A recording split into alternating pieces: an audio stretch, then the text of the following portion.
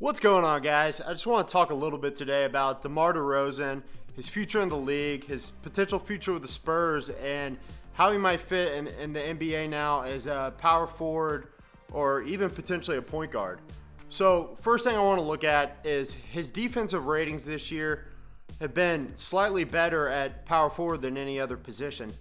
Now, this is the first season that I've noticed that he's gotten some real meaningful minutes at power forward, but now that it's time for the season to start back, he's been playing power forward in the starting lineup, which is kind of a big deal. I don't know what's going to happen when Trey Lyles comes back. We'll just have to see. But for now, it's interesting to see that he's having some success at power forward. Now, I do want to point out as well that his defensive ratings are kind of low in general. I don't know if I'd say low or just slightly below average. He's not a great defender, and his hustle stats are definitely towards the bottom of the league. So that's something he could improve on, is just putting some more effort defensively. But it is good to see that he fits in more defensively at power forward, and I think that was kind of the thing with Rudy Gay too. Rudy Gay struggled to move laterally to guard small forwards, and he's found more of a home at power forward later in his career. And I could almost argue that if he could hold up better defensively, Rudy Gay might even potentially be like a center sometimes in today's NBA. But that's another conversation for another day. So the thing with DeMar DeRozan is that he kind of has more of a place with the Spurs going forward, in my opinion, if he can play power forward and kind of run that point forward position.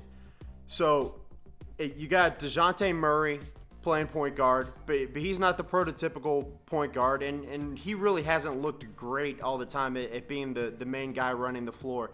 Derek White's playing the shooting guard finally in the restart of the season. This is something that Spurs fans have been talking about for a long time, is playing DeJounte Murray and Derek White more together. And finally it's happening, and honestly, it's been pretty much what we expected it would be. The defense has automatically gotten better, and it just makes sense. It's another cool thing that with moving DeRozan to the 4, it allows Lonnie Walker to play small forward and start there, and potentially even allowing Keldon Johnson to take over that role in the future. But if anything, it allows Keldon Johnson to become part of the rotation. So the only thing I don't know what the Spurs are going to do is if Trey Lyles does return, if we do make the playoffs, I don't know what we're going to do there. We could even play Trey Lyles as like the backup center, which I kind of would rather see him getting like Drew Eubanks minutes, even though I really like how Drew Eubanks is playing. So it's going to be some difficult rotation decisions Pop and the team have to make. Now, the problem with DeMar DeRozan is he has to have the ball in his hand. So he can't really play off ball. He's not a great shooter. He's not even a good to average shooter. So that kind of closes his market between not being a great defender and not being a great shooter, but he is a good playmaker. So the one team I could see having a lot of interest in him besides the Spurs are the Orlando Magic, and he is a good playmaker, and that's what they need. He's actually a really good playmaker. But he would be the main ball handler for the Magic, and that move could make some sense to them, and I could even see them playing DeMar DeRozan at point guard. Obviously, defensively, he fits in most at power forward, so maybe they would also use him as a point forward.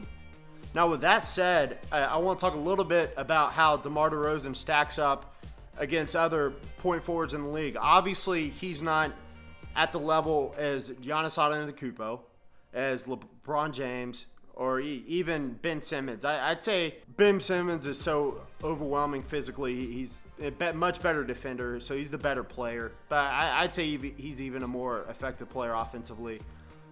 But, that second tier, I'm not really thinking of too many guys off my hand. Yeah, I mean, you do have Pascal Siakam. Jokic is a center, but he kind of plays that role as the guy that brings the ball up the court sometimes. But I'm probably forgetting some people. But DeRozan, in my opinion, would be that second tier point forward, so he's really good at it. And when I say he can't shoot, and I say he's not a good defender, I don't want that to undermine the fact that he's a really good ball handler. He has great footwork, and he's not built like Ben Simmons or LeBron James or Giannis, but he's still big and strong, and definitely big enough to play today's NBA's power forward position. With that said, he's really strong when he's attacking the rim and finishing at the basket, and he's really skilled at that.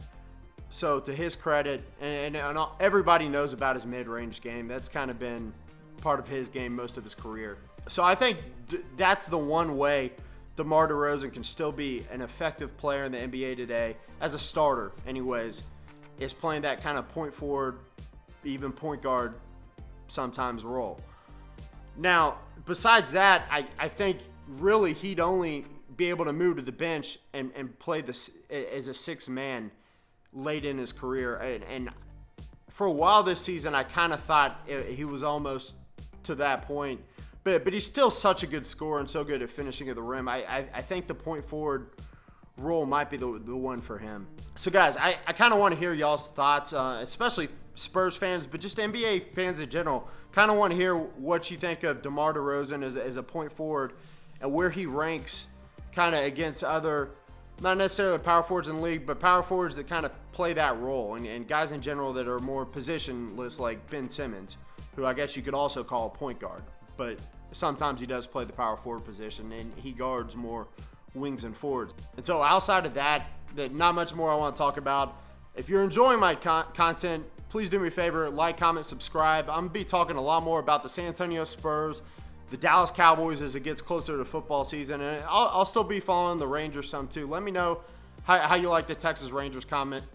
I'm definitely watching all the games. I want to talk a little bit about the Spurs more as we get to today's actually the day the season starts, so I'm sure this won't get posted until tomorrow. But I'm excited about a first game. I think we're playing Sacramento, so it'll be interesting to see how that goes. Outside of that, one more announcement I wanted to make. I've signed with Fan to Fan Network as a writer.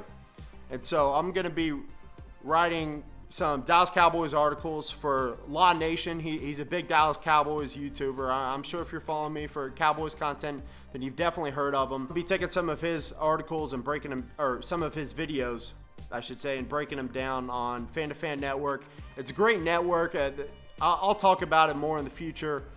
But definitely look up fantofannetwork.com. And that's pretty much all I got to say today, guys. I'm out. Peace.